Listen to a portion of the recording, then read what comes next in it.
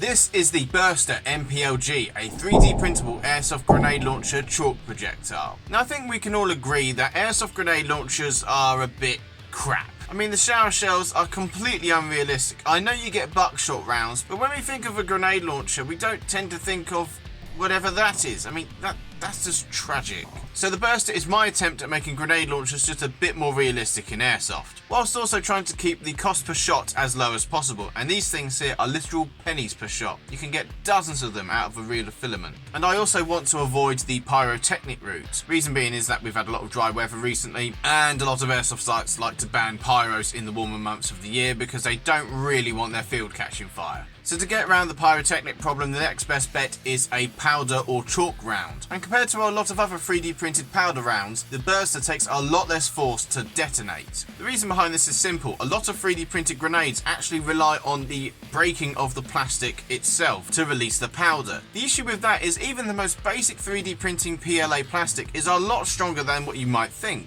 which means you need an awful lot of force to burst these things open reliably, which is fine if you're firing it at a solid brick wall at 10 meters, but when it comes to long range shots or even firing into grass, these things are just not reliable at bursting open. The Burster non-pyro launch grenade, however, doesn't need to rely on the plastic actually breaking. The grenade consists of 4 parts: the base with driving band, the 2 halves, and the latch on the front here. And upon impact, the latch gets pushed in and drives the 2 halves apart, releasing the powder in the process. In fact, the Burster is so sensitive you can literally drop it and it will go off.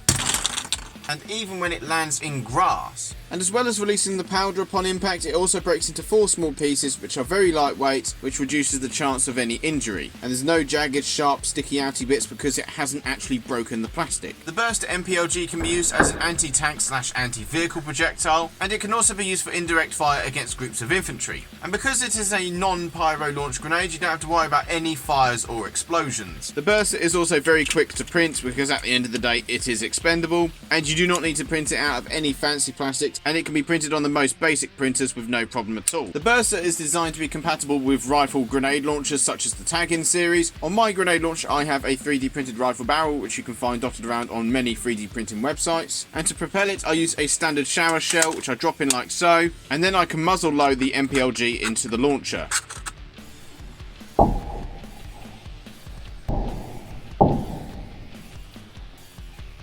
I'm quite looking forward to my local site getting the tank out at some point because I'm going to absolutely coat it in talcum powder. And you can buy the plans to print your own Burster grenades right here.